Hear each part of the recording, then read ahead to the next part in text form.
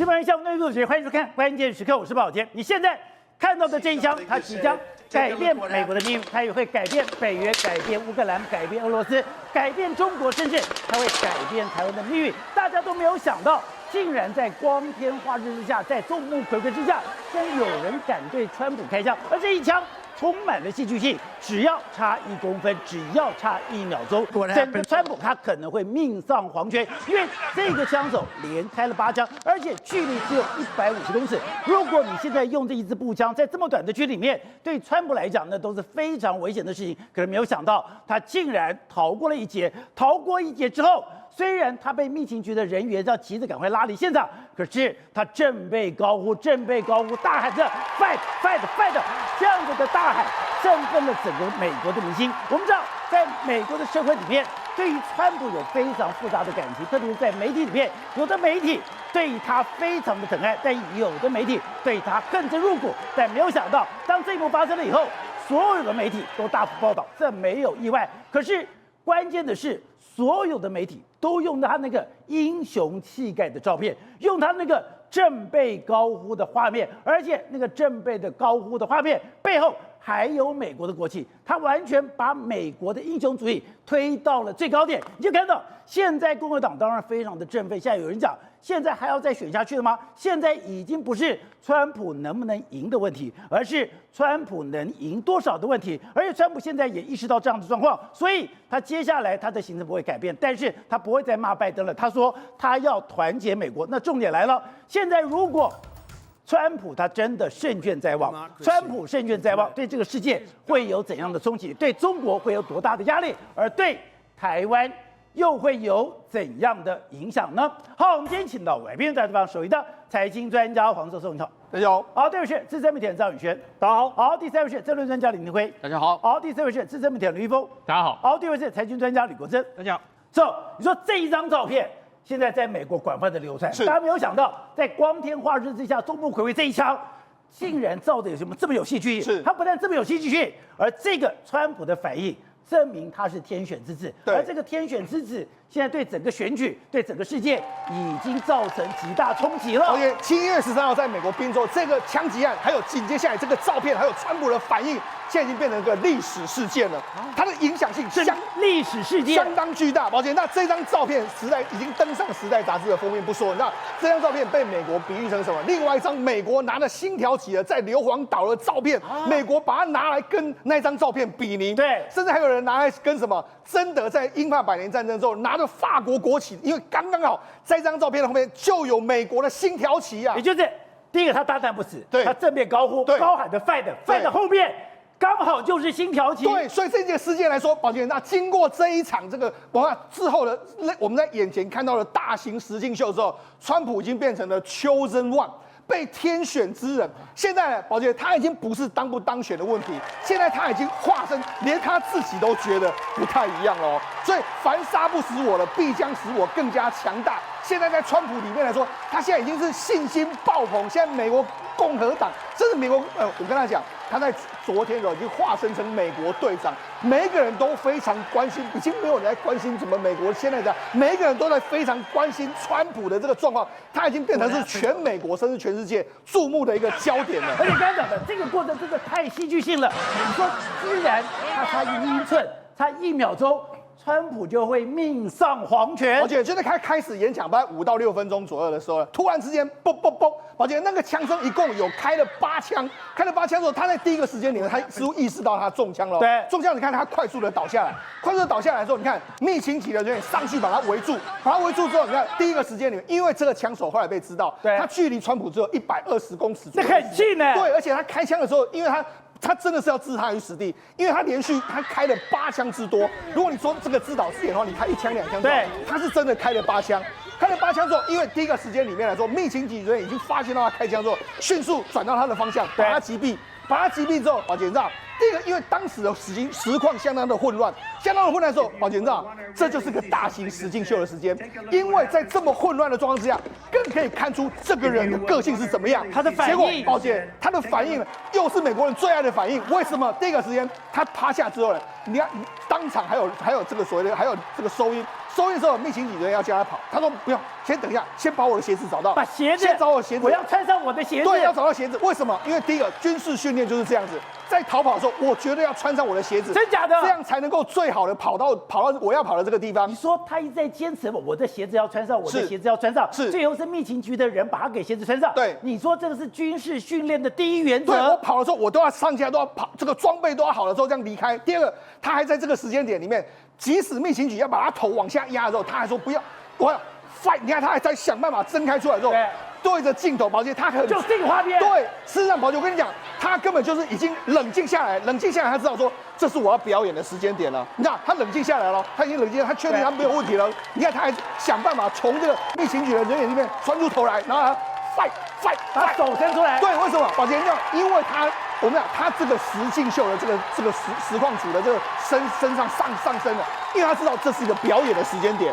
他在冷静下来之后，他马上就做出了 fight 的动作，也就是过去我们看到的标准原则，就是现在密情局的人要用肉身来帮他挡住，把他挡掉以后，当然不可以看到任何川普的行踪。可是没有想到，川普就挣扎着一定要把手给伸出来，对，高喊着 fight。对，所以就有这张照片出现了。为什么会有这张照片出现？因为刚好记者就在下面的时候往前跑，捕捉到这张照片。所以我跟你讲，宝姐，这件事情反映什么？美国人爱死了川普的反应。第一个时间点，他一点都没有慌乱的感觉，而且他上来的时候，他还 fight，还有非常有斗志，即使他连脚已经受伤了哦，他还是这个样子，一直这样。所以美国人就爱这种英雄嘛。而且连他在上车的时候，上车的最后一刻，对，也要把手给伸出来。这不是就是美国人最爱的吗？即使到你已经都受伤这个样子的时候，我还是要 fight， 坚持跟你战斗到底。然后这个整个实境秀这样大实况的演出之后，你看美国的民意当然就是完全集中在他的身上了嘛。而且我们之前讲过的《Politico》杂志里面是比较偏民主党的，是连偏民主党的杂志都说他赢定了。对，因为什么？因为他已经是变成是浴血英雄的形象，是千古形象。所以我才跟你说，这张照片真的完全改变了人类，而且完全改变了这场选举，甚至也可以说确定接下来说这个泽伦斯基的命运怎么样，普丁的命运怎么样，北约的命运怎么样，中国的命运怎样，台湾的命运怎样，几乎都已经可以快要说确定的一个情形。好，我们知道的美国媒体他们是有自己的政治偏好的，特别是对川普。川普有人是非常的疼爱他，有人恨他恨之入骨。特别之前讲到，当拜登他的那场演说表演不好的时候，刚刚讲的谁第一个反弹？《纽约时报》。《纽约时报》过去是亲民主党的，他们是厌恶拜登，厌恶川普，厌恶到了极点。可是连他们都用这一张照片，连他们也都不能放弃这一张照片，就代表现在美国，你不管你喜不喜欢川普，你现在呈现的形象都是那个英雄的形象。对，没错。实际上，现在美国即使是怎么反对川普的 CNN 啊、纽约时报啦、华盛顿邮报，都把他的照片放在第一个时间点，而且就是那种英雄的形象。宝杰，哪有任何一个媒体会这样报道？但是你也不得不这样报道。宝杰，甚至第一个时间里面来说现在几乎美国重要的这些所谓经济的人物，或者很多这个风向派，现在完全都转向。你看第一个时间点，当然伊隆马斯克，伊隆马斯克就是说他是很英雄，而且他说了，你呢跟我印象中的美国前一个这个老罗斯福总统一样强硬，你是个非常好的这个美国总统。那当然，你看他全力支持嘛，希望他尽快恢复，这不用这样讲。我们讲伊隆马斯克本来就是支持共和党，应该讲他本来就是支持川普，他不意外。可是让人家惊慌的是贝佐斯，对，另外就惊讶是祖克伯，对，其他这些人也全部跳进来了。对，没错。事实上，这里面来说比较引人注意的是贝佐斯，因为贝佐斯马上在这个平台上面 X 他就发表，他说川普在真正的枪火下展现了极大的风度和勇气，感谢他安然无恙，也向受害者及家人致哀。为什么贝佐斯很有意义呢？宝杰，那贝佐斯曾经被川普骂，因为他有这个华盛顿邮报嘛，华盛顿邮报这个川普就说他就是一个游说者的报纸，他其实跟川普是杠上过了哦，他直接杠上过。对，结果他这一次公开在9个月之后，他没有在 X 平台发言，他这一次发言下，所以人家闻到不一样的味道。他已经9个月没有在这个社群网站发言，对，第一次发言就说川普是在真正枪火下展现极大的风度跟勇气。好，那除了这个，还有另外一个叫阿特曼，宝杰阿特曼也是一样，你看他讲了什么 ？Very glad President Trump is safe。他不是说前总统哦，他是说 President Trump 哦。所以你知道，事实上现在目前为止来说大家风向都不一样。你看，连库克也发了一个我的心跟他受害者还有这个川普家人同在。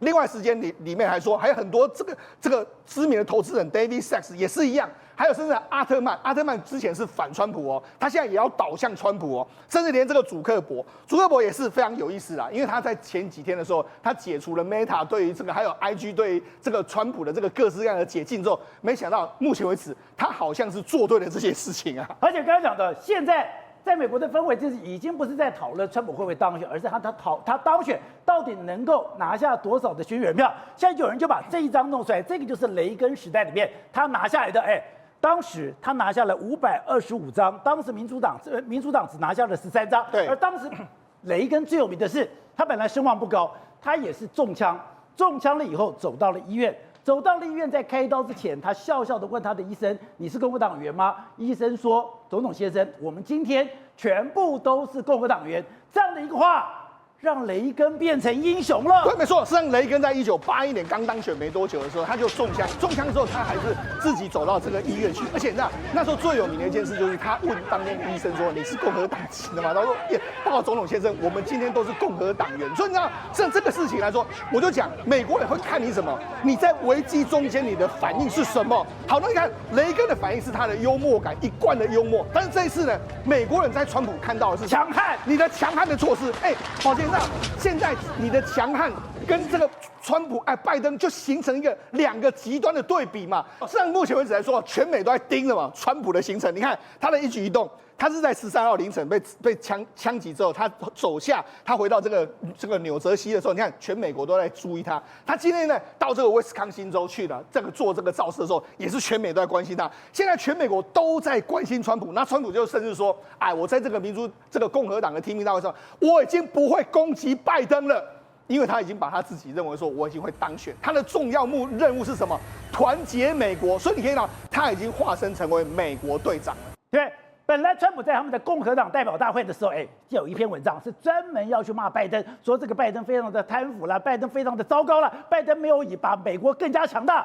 可他说这个稿子我要丢掉了。为什么？因为我感觉到说，现在我有个使命，我要团结美国。可是一个团结的美国，它可能不会自己发生内战，可是它需要一个外部的敌人。现在看起来，这个外部敌人已经浮现了，那就是中国。因为美国众议院的院长他说，我们现在要有一个全面围堵中国的法案。现在我们要对付什么？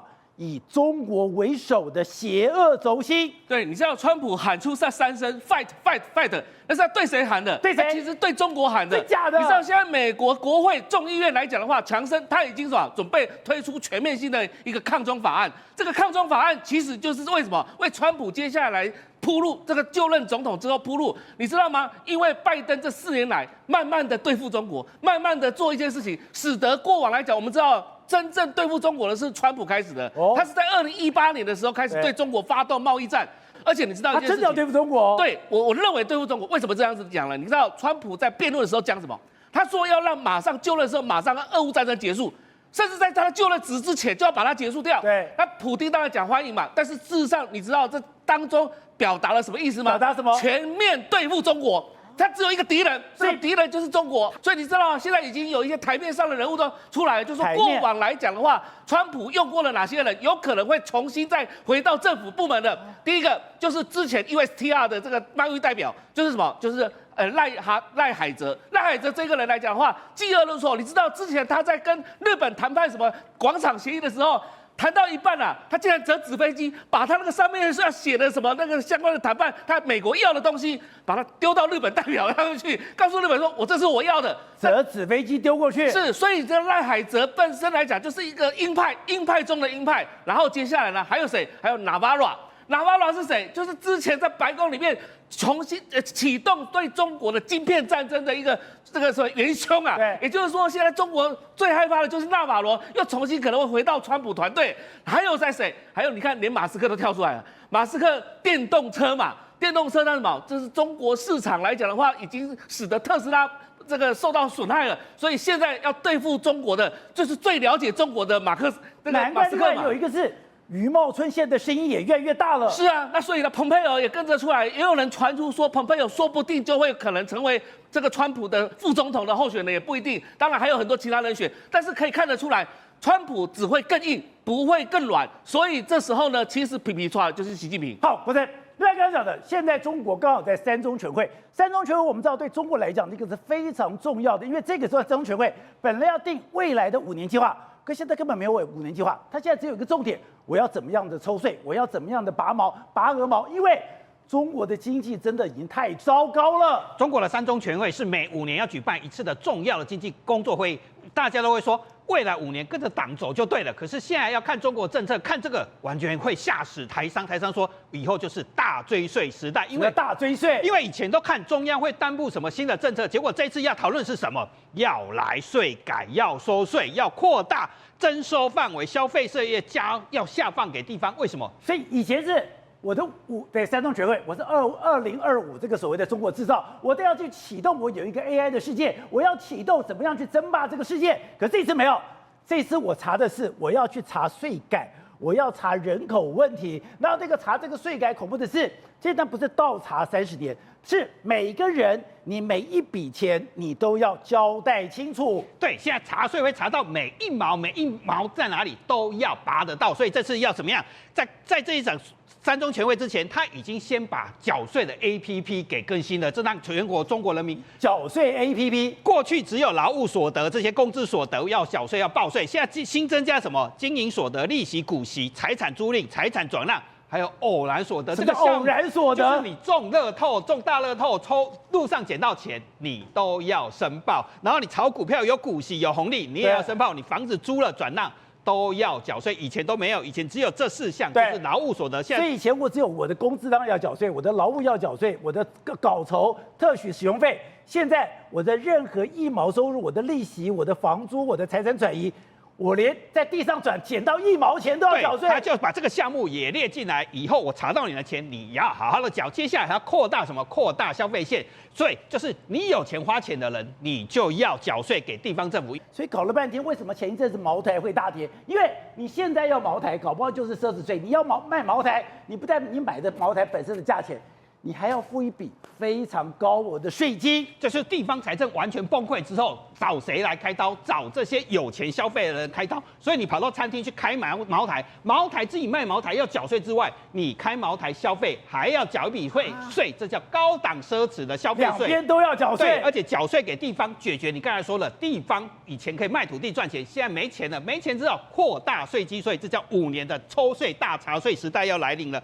更可怕的是，像 BMW 这些也叫奢侈品，宝马，所以宝马现在不敢再玩杀价战了。为什么？一样跟茅台一样惨，茅台就股价一路往下掉，因为中国都知道消费税一旦课征，所以你现在买车也要缴税。对，因为这是奢侈品啊。地方政府一旦查起税来，查得非常的凶，所以我这里来讲一个故事。最近有个台商跑去找会计师说，我有50万人民币要存到银行，请你帮我关说一下。50万人民币要存到银行要关税，那很合理啊。为什么还要关税？你要存钱给银行关税？对，我的意思说，我今天有钱，我有钱存在银行。这也不行，银行很清楚，请你告诉我你是怎么来的，这钱是不是你捡的？你是卖废料吗？以前你卖废料没有缴税啊，这是公开的秘密。现在请你给我完税的证明，偶然所得还是你的什么所得来的？每1毛查得清清楚楚。你抱着50万现金到银行，你现在要找会计师来关说，或者你乖乖的缴出你的钱怎么来的缴税证明。所以这会计师很可怕哦。现在中国，所以你说我今天如果拿了50万到了银行，拿到银行，我说我讲不出我这个钱从哪来的。第二个就是我如果讲我这个钱是过去卖废料的，可这个卖废料我没有缴税，银行不敢收。这就是倒查30年，怎么查？因为你不可能每个人都查，可是你有钱存钱的时候，我就开始查。谁叫你有钱拿到银行来存？所以会计师本来要关说，可是他就告诉这个老板说，现在科技非常的进步，查税 APP 软体不是更新吗？有偶然所得吗？它可以跟海关联网，跟入出去管理局联网，你带2万块人民币可以入境，如果你带3万去存钱，那多出1万，对不起，这叫没收，因为你没有申报。所以银行跟税务局连线之后是怎么样？如果这个台商把50万存进去，税务局马上会找出他，你有没有缴过个人所得税？所以每1根毛我都要拔得到。所以现在在中国大陆，刚刚讲到，你不但到处有人脸辨识，你到处不但都有证件，你现在每一笔钱都要交代清楚。所以他就跟台商道歉说，我实在没有办法帮你灌输，因为你卖废料就老老实的缴税，因为中国以后没有资金流动的自由，这是主流趋势，因为所有东西都连线了，大茶税时代来临了。所以台商那个会计师来举例，吉林，你知道吉林发生什么事吗？吉林发生什么事？你要存2万，你要领2万，请你拿身份证到派出所去备案。你才可以把钱，派出所同意，你才可以领出钱来。你要带领钱去，还要备案。对，他跟他母亲要领钱，要转入这个银行，期待他的银行卡到身份证件到吉林市的吉林银行、长春的吉林银行领钱。你要去派出所报案，为什么？你要交代清楚你的钱是怎么来的。就我本来听到这个故事的时候，我还以为是假的，结果吉林银行还真的有回应哦。吉林银行讲说，你为什么取款需要派出所同意？他说我是要防范电信诈骗。当然，这可以是防范电信诈骗，可是他同时也在这一次大查税，三中全会已经在讲嘛，我要扩大税基啊，所以深圳一样，深圳的银行、建设银行这些这么高所得的地方，一样也要告诉你说，你要领5万，请提早预约，甚至要得到同意书。以后如果都连线之后，它叫什么样？每一根毛我都要拔到，所以中国现在不是大政策、大建设，而是大查税，所有的税都要查得明明白白、清清楚楚。所以钱是这么少。过去我们曾经听过中国有一句话叫什么？是贼来如书，兵来如弊，官来如替。它意思什么？我这里面，如果是只是匪，我是拿梳子刮一刮，刮多少算多少。如果是这个所谓的兵来就是梳子更小的，弊是更细的，刮的更多。他说：“如果官来根本没有，我把你毛发全部剃光，官来如替。”我现在看到这个三中全会的内容，我终于知道中国古书为什么讲官来如替了。所以 AI 怎么那个会计师怎么说？你以后小心 AI 时代来了，没有1毛钱都逃得掉，所有的都会连线。以后像我带钱多带1万块，你就会被没收，因为你总要在中国，你要生存的话，一定要把它传在电子支付交易。所以台商为什么50万一定要存到银行？他不得不存进去，不然你怎么过生活？你什么时候都是电子支付。可是，一旦电子支付之后，你有没有海关申报？你有没有税务缴局？你入出境管理局有没有申报？你都没申报，那你就糟糕了。要么你就没收，要么就缴重税。是，你知道政治是非常现实无情的。当然，现在刚刚讲的，那今天一起感觉上已经改变了美国的历史，改变美国历史，因为这个对比太明显了。第一个，川普现在露出来的形象都是英雄气概，非常强悍。但另外一边，你根本不用去搜寻拜登。你现在如果有社群媒体，你随便跳出来都是那个拜登老而迟钝的画面，而且这个两相比较也太不堪了吧！宝那个真的是没有比较没有伤害。为什么？你看拜登呢？我们讲川普是子弹打到 fight， 就拜登是连颁个勋章都出状况，都变成地狱景象。为什么会这样讲？因为当这个5月3号的时候，拜登原本是要把19名受勋者要颁发总统自由勋章给他，而我们现在看到右边的那边呢，就是提供勋章给他的一个女军官。结果你仔细注意看拜登出的状况，你看1秒钟、2秒钟、3秒钟、4秒钟，拜登不知道自己要干嘛，所以他应该赶快把这个勋章拿过来，交给他左边那个人帮他佩戴。结果就整个冷在这里了。对，你要仔细注意看那个女军官的表情原本她是雄赳赳气昂昂，因为代表什么？她是军方的代表嘛，她当然要这个端庄威武的，就没想拿着拜登的，我现在要拿不拿？所以她受不了，直接4秒钟之后把他往右移说，take it 啊，赶快，你应该颁给别人。拜登这时候才回过神来。所以各位，你仔细看完这个景象之后，你再去想想川普被子弹打中的那个景象，这根本讲这么大型车祸现场，连看都不忍直视。而且这个场合里面，居然有杨紫琼，然后他又把杨紫琼的名字给念错了。对，就拿勋章出了状况，结果连颁发都出了状况。为什么？因为当他呢，就是各位你现在看到画面，把这个勋章好不容易配到杨紫琼的这个我们讲的他的脖围上之后呢，就没想到他又把双手放在杨紫琼的肩膀上。坦白讲，这个动作每次我看我每次不舒服，我不知道为什么一定要把手放上去，结果把这个状况来了。又怎么了？他叫杨紫琼，知道叫什么吗？Michael Young，Michael Young，不是啦，人叫 Michelle， 你叫人 Michael 是查甫的呢，所以他连人家的名字都念出来，所以人家想说不是啊，这个总统你还好吧？因为你如果连这种状况都应付不了的话，你到底要怎么样继续担任下去？而且现在刚刚讲的，他在诺曼底登陆的画面又露出来了，他当时是旁边是马克宏，人家这个典礼里面你要去对退伍老兵来这个所谓的致敬，结果你又转错方向了。对，没有错，他们这是在80周年这个纪念活动上，原本是在诺曼底登陆，结果呢，因为现场大家都是老兵嘛，所以你看大家的年纪其实跟拜登差不多。就你看拜登现在在哪里？你看大家全部人都在盯着说，哎，人家往前看，你就后退。对，你看马克龙，你看马克龙的表情，他原本是直视前方的，想说，我们现在等待仪式进行。就拜登偏偏就跟他往反方向，你看到他还不冷静，想说用眼角余光瞄一下，哎，对，加了，他又马上走错方向，而且这个更尴尬，就是原来拜登所有的动作都要等到指示，如果没有指示的话，他根本不知道他的下一步该怎么走了。对，所以现在美国不知道担任总统到底是我们讲 AI 机器人可能都来得更在行，为什么？因为拜登呢，连你想想看，这是他幕僚所制作的，说他在活动现场的，一般来讲这个哪有讲 walk to podium。walk to podium， 还要跟他讲说，你要看到这张图像记忆法，你才知道了舞台这边，因为他们担心说，如果没有给他这些指示、这些引导的话，拜登恐怕会如同养老院的老人四处游荡，到处迷路。所以他还是一天到晚讲错话。对，但是我跟你讲，他还是坚决要学到底。但是他越坚决哦，你越证明了他真的不适任。为什么呢？因为他先前在演讲的时候呢，不断的强调说，我绝对最有资格的，我绝对不会退缩了。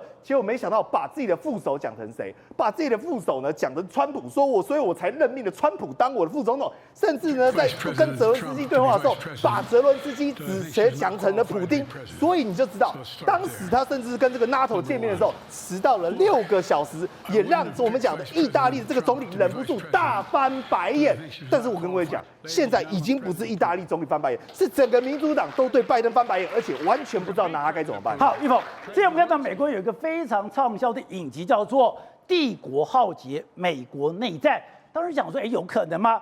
就没有想到，美国现在刚刚讲的，他们的这个所谓的民主共和两党的支持者对立的气氛这么重，而且甚至有讲说，如果这个选举结果没有不满意的话，有20%人讲说，我愿意用武力来改变现状。对，大家都知道美国呢就是两党政治，但现在来讲的话，他们之间的对立已经变成两党对峙了。好，这部电影叫什么？叫《帝国浩劫》，可是你直接看它的英文名字叫 Civil War， 就是很清楚的就是内战了。过去有这个，过去林肯他们就有南北内战嘛。现在来说的话，说这个故事卖得非常好。他说什么？他说德州跟加州他们自己组成一个西方联盟，然后呢不满意原本的那个总统要连任第3次，然后就打仗。那打仗之后呢，彼此就要分喽。你到底是共和党人还是民主党人？其中有一段呢，就是他们这个西方力量的人抓到了一群记者，因为记者要去做一个总统的专访，直接问你是谁，他们说我们是美国人，然后说哪一种的美国人？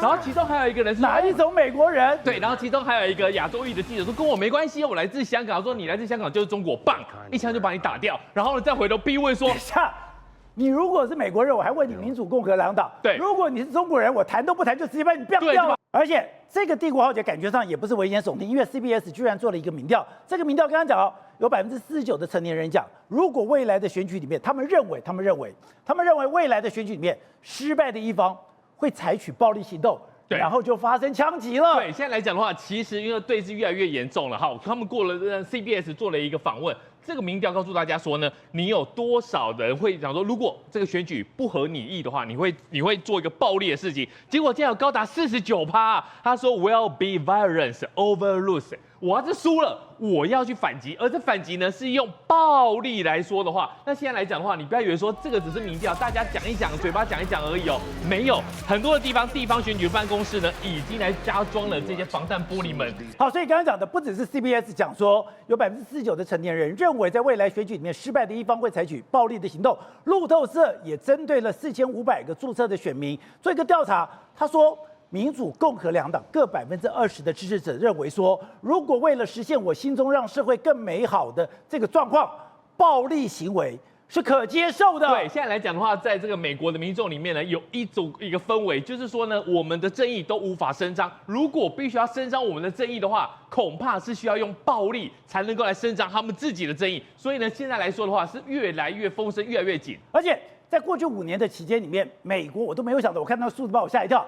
美国因为政治暴力而丧命的人竟然越来越多。对，现在来说的话，很多时候呢，大家是打比仗，可是呢，最近这几年来，可以说是美国这个40年来最严重的政治暴力事件。从2020年的 Black Lives Matter，黑人的命也是命。这个活动下来的话，至少已经9死，然后有147位的警员受到攻击，而且很多的时候呢，是你社区里面你认识的人之间彼此也会攻击哦。这个人是谁呢？他是一个共和党的一个倾向的男子，叫科姆斯。科姆斯呢就一直觉得说，我隔壁的邻居你是民主党员，结果最后呢跟他也没有太多的一个交往之后呢，就觉得说你就是民主党员，然后呢就上门去把人家枪击死掉，然后就把人家直接给杀掉了。那这个来讲的话，大家就觉得很可怕的一件事情是说，原来这种政治的对立造成的命案是会深入社区的。